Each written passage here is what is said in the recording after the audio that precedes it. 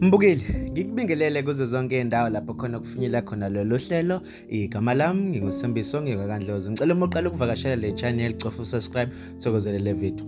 Kanti wembukeli usathukile owesifazane emumva kokuzithela phezu kosana olulahliwe enkundleni yezimidlalo ekwaPM Mlazi esikoleni esizwakele primary school izolo ekuseni. Unkosikazi Phosha Msimang ulandise wathi uthe ubezivocavoca njengenjwayelo izolo ekuseni ngezithuba zabo 5 ngesikhathi ezithela phezu kosana obelulahliwe.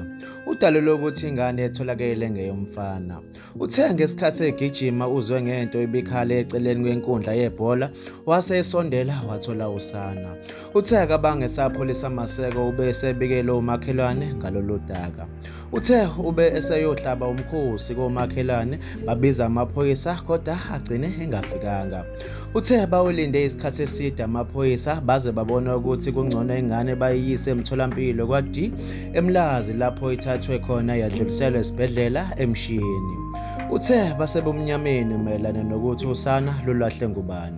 Okhulumela amaphoyisa kwaZulu Natal uLieutenant Colonel Nqobile Gwala uqinisekisile lesi sehlakalo wathi ingane iphuthunyiswe esibhedlela ukuze ithole usizo lempilo. Uthe kuvulwe icala lokulahla ingane.